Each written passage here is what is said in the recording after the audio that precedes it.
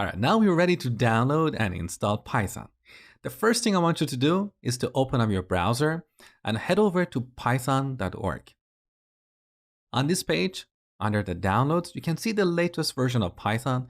Currently, the latest version is 3.7. Chances are in the future, when you're watching this video, there is a newer version available. Don't worry, all the materials in this course will continue to apply with the future versions of Python. So go ahead and download Python and then run it. If you're on Windows, you're going to see this checkbox here, add Python to path. This is very important. Make sure to tick it. Otherwise, you're not going to be able to follow the course. So now go ahead and install it.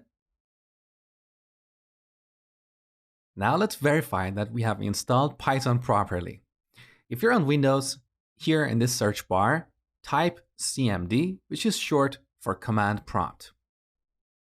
Now here in command prompt, type Python. You can see we have successfully installed Python version 3.7. Now to exit, press Ctrl Z and then enter. Done. If you're on Mac, press Command and space. This opens up the Spotlight search. So here type terminal.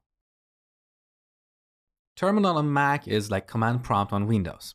Now Mac and Linux by default come with an older version of Python, that is version 2. So if you type Python, you can see Python 2 here. That's not what we want. So press Ctrl D to exit and then run Python 3. And this verifies that we have successfully installed Python 3.7.